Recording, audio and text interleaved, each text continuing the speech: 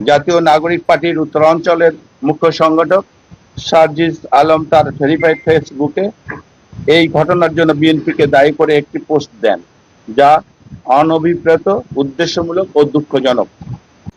পাথর কোয়ারিকে কেন্দ্র করে পাটগ্রাম থানায় যে অনাকাঙ্ক্ষিত ঘটনা ঘটেছে তার প্রেক্ষিতে কিছু কিছু ইলেকট্রনিক, প্রিন্ট এবং সামাজিক যোগাযোগ মাধ্যমে বিএনপিকে নিয়ে নানা রকম বিভ্রান্তিকর সংবাদ প্রচারিত হচ্ছে।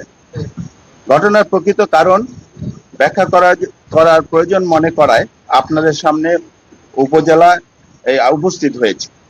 আপনারা আমার শুভেচ্ছা গ্রহণ করুন। পাটগ্রাম উপজেলাটি বাংলাদেশের একটা সীমান্তবর্তী উপজেলা এবং একটি ব্যবসায়িক কেন্দ্র। দীর্ঘদিন থেকে এই উপজেলায় একটি স্বার্থান্বেষী মহল মাটির নিচ থেকে পাথর ও বালু উত্তোলনের মাধ্যমে অবৈধভাবে অর্থ উপার্জন করে আসছে এবং যাতে করে সরকারের ব্যাপক রাজস্ব ক্ষতি হচ্ছে। বাংলাদেশ খনিজ সম্পদ মন্ত্রণালয় কর্তৃক প্রেরিত পত্র, যাহার স্মারক নম্বর শাসন সাজ তারিখ 22/5/2005 তার মোতাবেক পাটগ্রাম উপজেলায় 9টি পাথর কোয়ারি দরপত্রের মাধ্যমে সর্বোচ্চ দরদাতা নির্বাচিত হওয়ায় 2 জন ইজারাদারকে অযান্ত্রিক পদ্ধতিতে পাথর উত্তোলনের অনুমোদন প্রদান করেন। সেই অনুযায়ী ইজারাদারগণ সরকারি কোষাগারে প্রায় 60 লক্ষ টাকা জমা প্রদান করে চুক্তির শর্ত অনুযায়ী পাথর উত্তোলন শুরু করে এবং বাজারজাত করে। উত্তোলিত পাথর বাজারজাত করার স্বার্থে ইজারাদারগণ পাথর পরিবহন ট্রাকের সহিত হিসাব রাখার জন্য নিজস্ব টোকেন ব্যবহার করেন। ফলে দীর্ঘদিন থেকে সরকারের রাজস্ব ফাঁকি দিয়ে যে মহলটি অবৈধভাবে পাথর উত্তোলনের সাথে জড়িত ছিল, তারা ঈর্ষান্বিত হয়ে শুরু থেকেই এই ইজারার বিরুদ্ধে গভীর ষড়যন্ত্রে লিপ্ত হয়। ঘটনার দিন রাত্রে ইউএনও উত্তম কুমার দাস ইজারাদারের 2 জন কোয়ারি কর্মীকে আটক করে তার কার্যালয়ে নিয়ে আসে এবং ভ্রাম্যমাণ আদালত বসিয়ে তাদেরকে সাজা প্রদান করে এবং পরবর্তীতে তাদেরকে থানায় হস্তান্তর করে।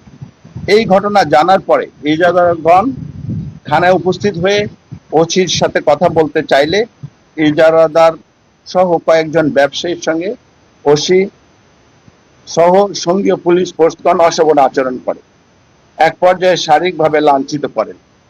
ঘটনাটি জানাজানি হওয়ার পরে উত্তেজিত ব্যবসায়ীগণ সহ স্থানীয় পুলিশের উত্তপ্ত বাক্য বিনিময় হওয়ার এক পর্যায়ে পুলিশ টিয়ার শেল ও রাবার বুলেট ছুড়ে প্রায় 17 জন ব্যবসায়ীকে গুরুতর আহত করে। বিষয়টি অবগত হওয়ার পর পাটগ্রাম বিএনপির নেতৃবৃন্দ ঘটনাস্থলে উপস্থিত হয়ে উত্তেজিত জনতাকে শান্ত করার এবং পরিস্থিতি নিয়ন্ত্রণে আনার চেষ্টা শুরু করেন। এই ঘটনাটিকে বিভিন্ন খাতে প্রভাবিত করায় হীন প্রচেষ্টার অংশ হিসাবে বিএনপিকে জড়িয়ে নানান রকম সংবাদ প্রচারিত হচ্ছে, যা বিএনপির ভাবমূর্তি ক্ষুণ্ণ করছে বলে আমরা মনে করি। এই ঘটনাটি নিছক ইজারাদার ও প্রশাসনের মধ্যকার বিষয়, যার সাথে রাজনৈতিক দল হিসাবে বিএনপির ন্যূনতম সংশ্লিষ্টতা নেই। বিএনপি একটি উদারপন্থী, জনকল্যাণমুখী, গণতান্ত্রিক রাজনৈতিক দল। এ দলের ইতিহাস এবং ঐতিহ্য আছে। এমত অবস্থায় বিএনপি স্পষ্টভাবে বলতে চায়, দলের নাম ভাঙিয়ে কোনো ব্যক্তির অপকর্মের দায় বিএনপি নেবে না, অতীতেও নেয়নি, ভবিষ্যতেও নেবে না। কোনো ব্যক্তি বা গোষ্ঠীর কোনো অপকর্মের দায় বিএনপির উপর চাপানোর অপচেষ্টা করলে তা হবে দুঃখজনক।